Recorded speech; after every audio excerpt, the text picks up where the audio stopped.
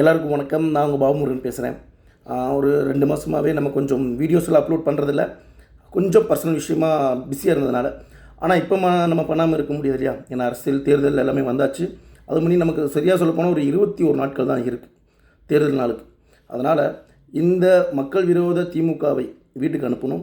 மீண்டும் அந்த மக்கள் விரோத ஆட்சி வரவே கூடாது.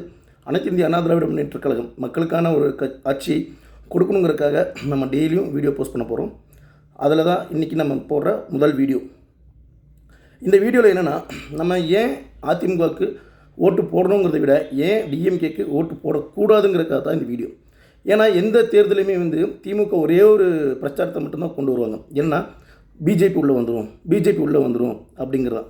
ஆனால் எனக்கு ஒரே ஒரு சந்தேகம், அதாவது தமிழ்நாட்டுக்கு எதிரான கட்சி பிஜேபியாக காங்கிரஸாங்கிறது ஃபஸ்ட்டு தெளிவுபடணும். அது திமுகவே ஃபஸ்ட்டு தெளிவாகணும். ஏனென்றால் தமிழ்நாட்டில் எந்த ஒரு நலத்திட்டங்களையும் கொண்டு வராத கட்சி தான் காங்கிரஸ். இன்றைக்கி அது கூட கூட்டணியில் இருக்கீங்க திமுக. 1.5 லட்சம் ஈழத்தமிழர்களை கொன்ற கட்சி திமுகவும் காங்கிரஸும் சேர்ந்து. ஆக தமிழ்நாட்டுக்கும் தமிழர்களுக்கும் எதிரான ஒரு கட்சி என்றால் அது திமுகவும் காங்கிரஸும் மட்டும்தான்.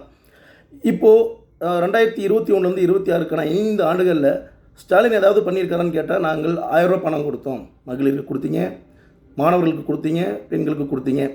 இதை தவிர்த்து ஒரு உருப்படியான விஷயத்தை சொன்னால் திமுக ஒரு விஷயமே பண்ணது கிடையாது. இந்த 1000 ரூபாய் எப்படி கொடுத்துருக்கீங்கன்னா 5 லட்சம் ரூபா 5 லட்சம் கோடி கடன் வாங்கி கொடுத்துருக்கீங்க.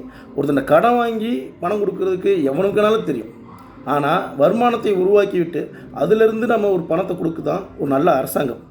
இன்றைக்கி நாங்கள் தான் சிறந்த முதல்வர்னு சொல்லி தம்பட்டம் அடிக்கக்கூடிய ஸ்டாலின் அவர்களே, ஒன்றும் இல்லை, உத்தரப்பிரதேசத்தில் போக்குவரத்து துறையில் ப்ராஃபிட் பட்ஜெட் போட்டிருக்காங்க. அதாவது நம்ம தமிழ்நாடு அரசு போக்குவரத்து எல்லாமே தெரியும், எப்பவுமே ப்ராஃபிட் பட்ஜெட் வந்ததே கிடையாது. உத்தரப்பிரதேசம் அவ்வளோ பெரிய மக்கள் இருக்கக்கூடிய உத்தரப்பிரதேசத்தில் ப்ராஃபிட் பட்ஜெட் போட்டிருக்காங்க. ஸோ இதை நீங்கள் கம்பேர் பண்ணிங்களே, நாங்கள் சிறந்த முதல்வர் அப்படின்ட்டு. அதே மாதிரி உத்தரப்பிரதேசத்தில் சர்ப்ளஸ் பட்ஜெட், அதாவது எங்களுக்கு 100 ரூபாய் வருமானம், 90 ரூபாய் செலவு அப்படின்னு 10 ரூபாய் எங்ககிட்ட சேமிப்பு கணக்கு இருக்குன்ட்டு சர்ப்ளஸ் பட்ஜெட் போட்டிருக்காங்க. நம்ம தமிழ்நாட்டில் ஏதாச்சும் மாதிரி பண்ணியிருக்கீங்களா நீங்கள் 5 ஆண்டுகளில் சிறந்த முதல்வர்னு சொல்லக்கூடிய நீங்கள்? ஆக இந்த 1000 ரூபாய் பணத்தை தவிர வேறு எந்த உருப்படியான காரியமும் செய்யாத ஒரு கட்சி தான் திமுக. இன்னும் ஏங்க செய்யலைன்னு கேட்டால், எங்களுக்கு மேலே பிஜேபி சப்போர்ட் பண்ண மாட்டேங்குது.